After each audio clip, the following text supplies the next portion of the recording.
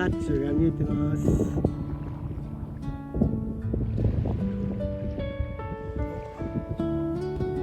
放置してたフォーシーズンかなり出来上がってきてます。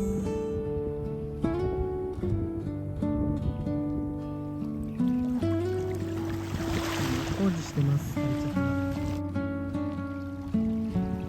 近くのリゾートでどこかな、リザンかシェラトンか、あの辺のマリンアクティビティだと思います。今日はまだどうにか海に入れるようなマリンアクティビティをしてま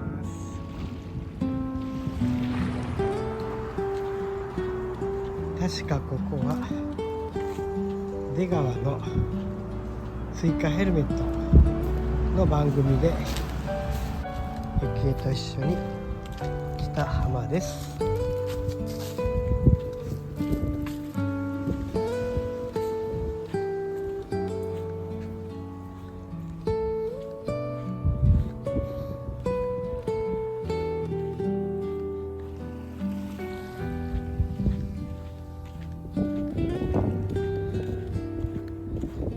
とっても綺麗な自然ビーチです。ずっ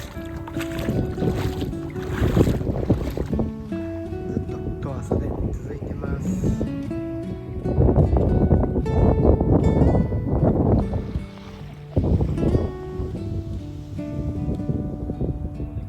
食のスタッフです。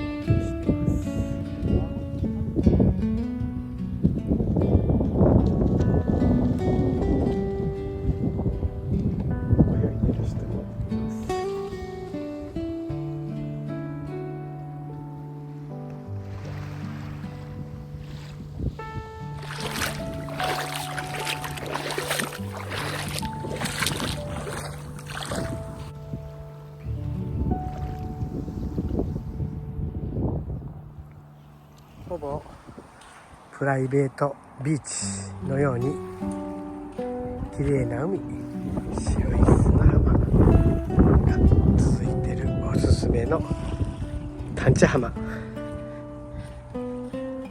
です。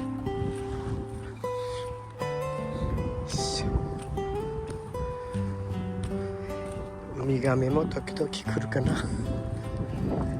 ここもこうしてウ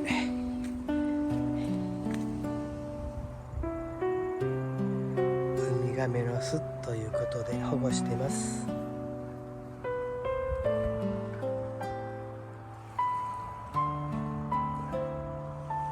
はい、ここは保護してます。